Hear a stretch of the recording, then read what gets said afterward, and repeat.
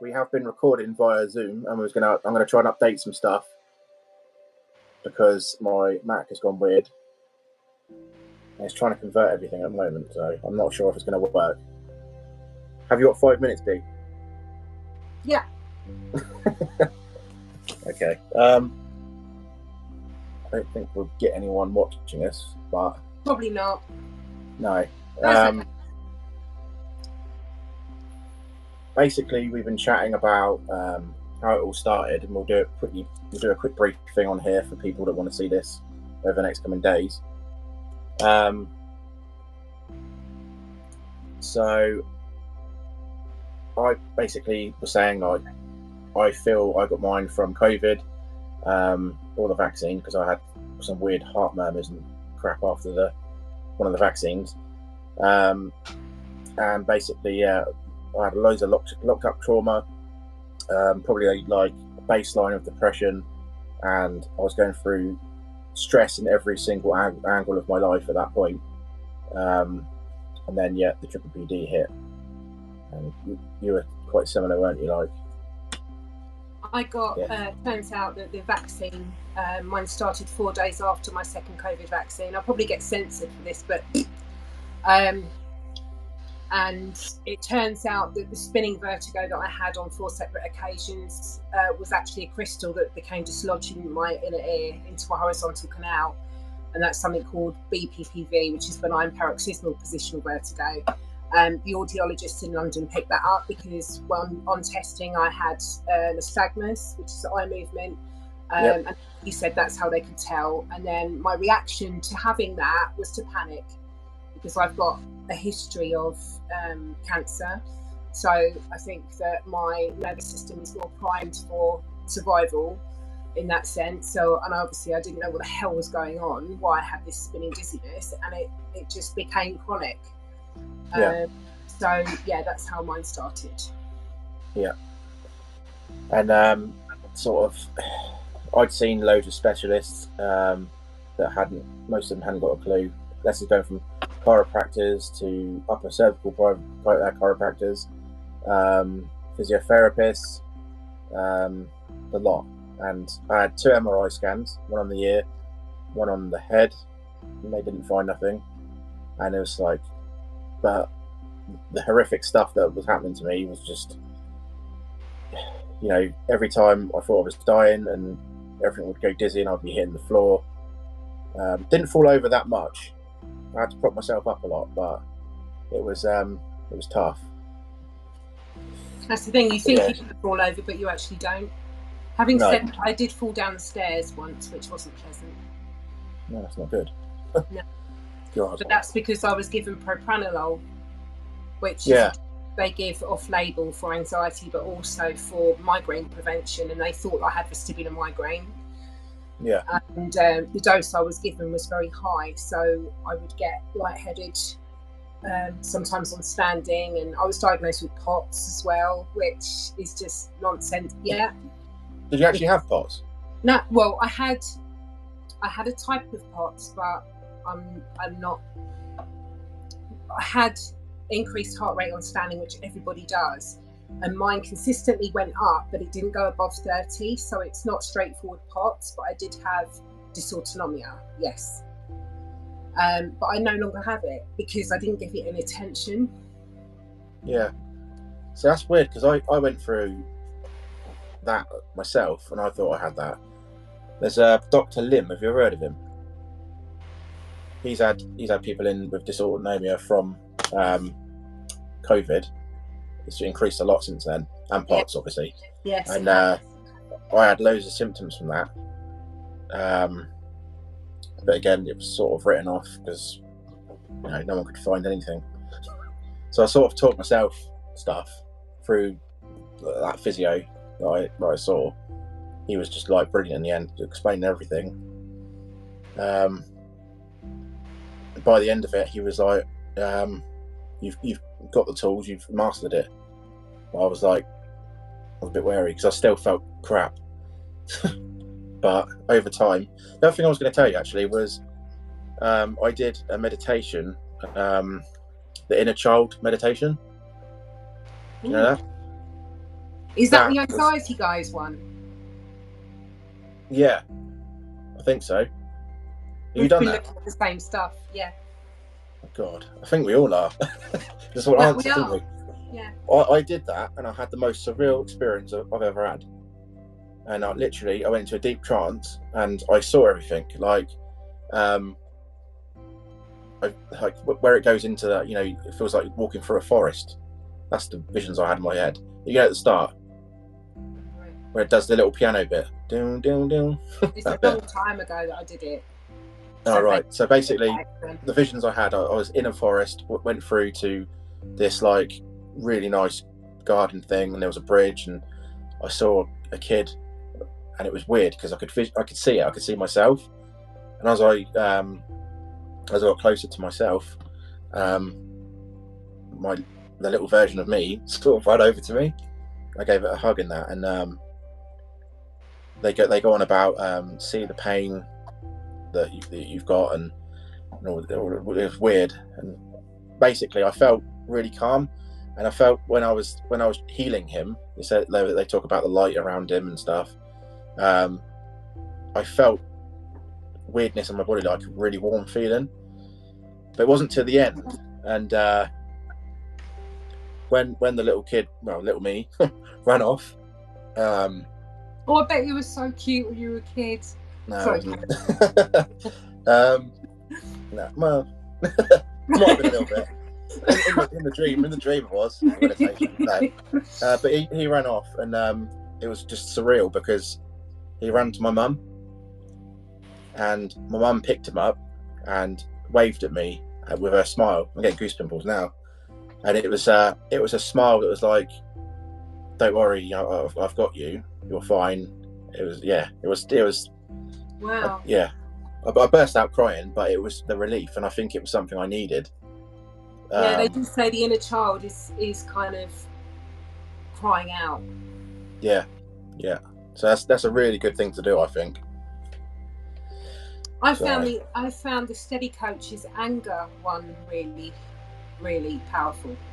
Yeah. I've done some meditations, but that was unreal. That said a lot to me, because even before PPPD started, I'd said to a counsellor before for PTSD. I'd said to a counsellor before, do you know what? I don't know what anger is. I've never felt anger, and I've got more reason than anyone to be angry about things happening in my life, which I won't go into. But I don't know what that feels like. The last time I got angry was when I couldn't get my own way when I was a teenager. That's not normal. Like, I just feel like I need to scream and shout. And when I did this anger meditation, I felt like my whole chest was on fire. Yeah.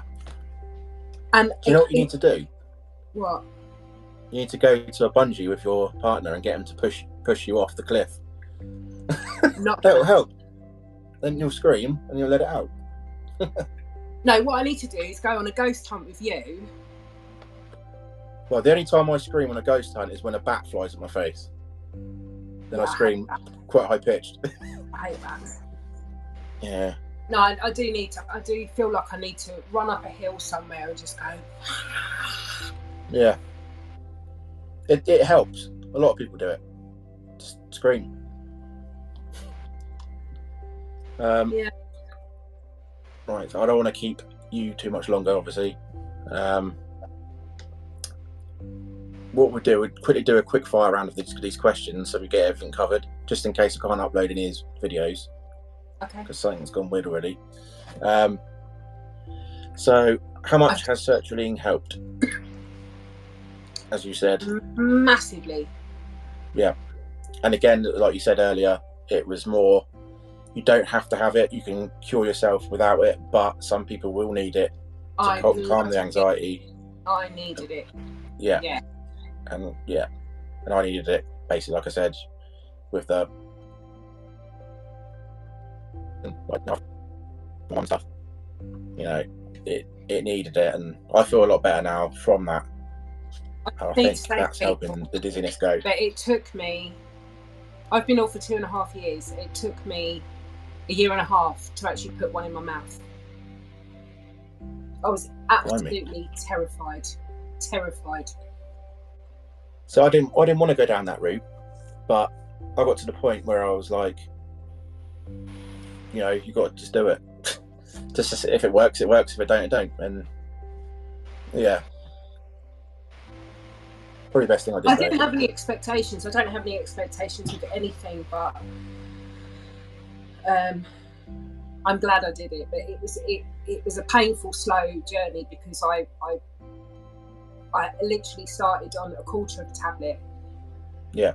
And waited 8 weeks, then took another quarter, waited another 12 weeks, whatever. And then I was on 25 milligrams, which is nothing, for about 6 months. Yeah. And then I thought I better go up, and now I'm on 150, and I'm so proud of myself for actually getting up to that. Because the audiologist said that anecdotally, people with PPPD need at least 100. Yeah. And I've been on 100 for a while, and it wasn't really enough. I have had an uptick in symptoms since I've gone up to 150, but that's starting to calm down a little bit now, so I'm hopeful that, so I think I leveled off at about 3 to 4 weeks. Yeah. Probably. Yeah, see, I'm just at the end of week. I just did my end of week 3 video yesterday, so yeah. So you should feel a difference this week, I reckon. I hope so. Yeah. Another question was, what else do you feel that have helped? And obviously, we talked about vitamins. We're taking the same vitamins anyway, without knowing we did. So vitamin C with zinc, vitamin D, vitamin B12, and magnesium. Is it magnesium glycinate? Whether it's glycinate. Yeah, I'm taking magnesium glycinate, and I also take vitamin B complex as well. Yeah, I think that's what I've got. Or B12, I can't remember. For someone that's going through this at the start, what would be your advice? Now you know, with the knowledge you've got.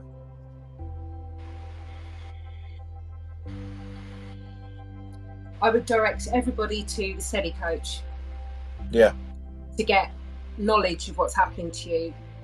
Yeah. Because without knowledge and deep knowing that that's actually what this is, then you don't really stand much of a chance if you sort of go through the medical system for something that actually isn't a physical problem. It feels like a physical problem, but it isn't. And if you start to trust what doctors say, and they say there's no cure, like I was saying to you earlier, there's a difference between the word cure and recovery. Cure applies to something that's a medical condition that can be treated with medicine or operations or whatever treatment.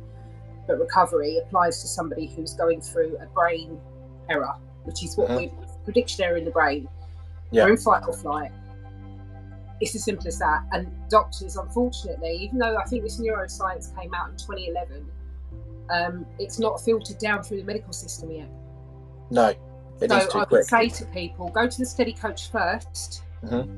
Understand, yes, this is what's happening to me. For daily support, I would go to Dan Bugio, Pain Free You, who will motivate you every day, remind you that this is a mind-body thing and you can recover. Stay away from Facebook groups, in my opinion. I know you're quite fond of them, but I think there's a lot of people suffering there, and I try to avoid negativity. So I agree with that, but I hate people that are suffering, and I want to tell them about these things, you know, like it's because you're a kind, empathetic person, but you've got to put yourself first. We both. I wish I wasn't. I said that earlier to my mate. I wish I was a bit of an arsehole, but I ain't. It's just not who I am. So if I can, you know, I've learned this knowledge. That's why I started the channel. I've learned, you know, got this knowledge now, and I want to pass that on to people that are afraid or suffering or feel, like I said in my last video, feel alone. I hate that feeling. Me too. I said that in about a month ago in one of my videos. Just the thought of somebody being alone with this, or not having any family who's got this, or, you know, I mean, even you know, single mothers with children, like trying to manage a family.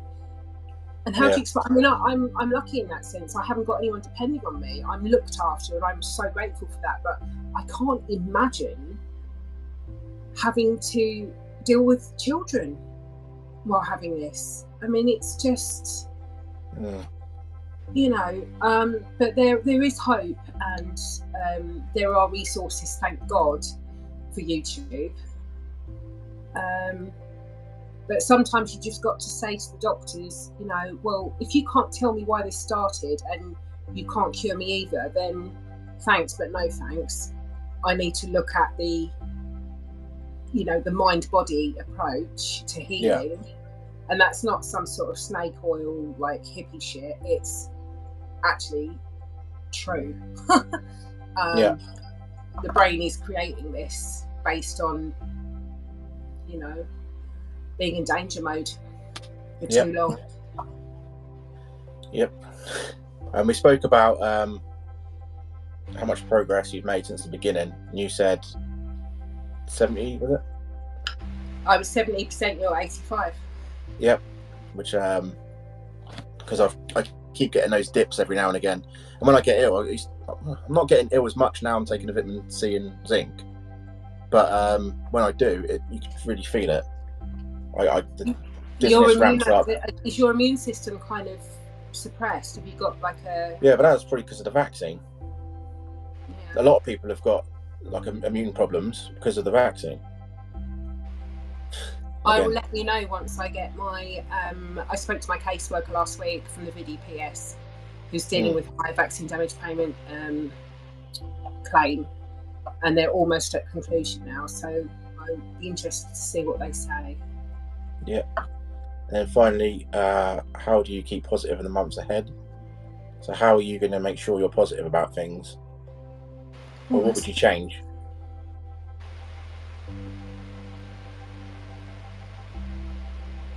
I don't know. Because for my answer for that, I forgot about this, I should have said it earlier, was CBT, cognitive behavioural therapy, was one of the best things I've ever had. And that was through Booper as well. I got lucky, but I can sort of pass on who I went through, and she taught me certain things. Like I blamed myself for lots of stuff, and I would purposely probably punish myself for things, not like physically, but like I put myself down a lot. And she was like, you shouldn't be like that to start with. So she gave me little things like, as soon as you get that thought in your head, change it to this and stuff like that. And I think a lot different now. So for sure, I'm being more positive. That's good. I didn't find CBT helpful personally because, I mean, and you meet Arthur, when I was having one-to-ones with her, she said, well, it's not a behavioural problem that you've got. No. So it surprised me that it's not. You know, she said, I'd rather you focus on the trauma therapy, which I then had, which didn't really help, to be honest. Yeah. And then I suddenly thought, I'm just going to stop the therapy because I know what this is. I know I just need to calm down, I need to turn my attention towards life. And once I find the tool, the coping tool, that I can use in the moment, that I know will calm me down, which you're doing really well, you've mastered that. And once I've got that, I know that I'll feel more in control, and then I'll start to recover even more. Because there's one thing to just go out and do stuff you enjoy and take medication, but that's not going to, like, that is part of recovery, but it's not enough. Yeah. You know? So yeah. That can be your homework for this week. If we do another video next week, see how it goes. But when you feel like that, do parasympathetic breathing. Sorry? I don't like homework. No, I don't either, but you know what I mean. When you get in them situations, do a bit of parasympathetic breathing and focus on where the pain is or where. But you've got to do it at least 20 times. I don't think you do, personally. I feel a change. It doesn't work for me. It doesn't work for me. No. Do you not get any feelings in your body like where you feel that it's stemming from? No? No. Doesn't. I wish it did work for me, but it doesn't. Just keep trying. I need to find a tool that works. Something that I was given by my trauma therapist, he said about the cold water effect, which is good, the hot and cold. Yep. But you can't do that in the moment. If you're sat in a restaurant, for example, I can't then go in and splash my face with cold water and come out like I just fell down the toilet. But what I was doing was running on the spot. I felt ridiculous, but I'd go and find an empty cubicle and I'd run as fast as I can on the spot for 30 seconds, and that changes your body chemistry, things like that. So those skills were quite good, but again, you can't always do that anywhere. No. And I do go out a lot. I'm quite a social person, and so I do need to find something that in the moment I can do. So yeah, I will try a few more. What I need to do is master somatic tracking. That's what I need to do. Yeah, definitely. It's not like you can ask the waiter for a cold glass of water and then when he brings it, you just go. Well, I could. Yeah, well, you could. Yeah. Go not viral. Hey, I think we'll wrap that up for now because we've done all right. I think from now on we'll obviously do it on the YouTube if we want to do more, because it seems to work a lot better. Yeah, it does actually. So yeah, for anyone that is watching this, I don't know if it's going to go on both our channels. I assume it might. We'll find out in a minute. But to anyone that has watched this, I guess our message is don't feel alone. You can contact Dee, you can contact me. We're not masters or anything, are we? But we've learned a lot, and I think with each other's help in a group or whatever, I think we can help a lot of people, and that's the main thing. Yes, I would agree. Neither of us are qualified to tell anybody what to do or anything like that, but we have both in 2 and a bit years come a long way. Yeah. And if you're just starting the journey, you need people like us, because we needed people like us when we started. There wasn't many around either. No. Funny that. There seems to be more after the vaccine, eh? Yeah, I know. Well, anyway. We'll probably get censored for that, but hey ho. Oops. Right, okay.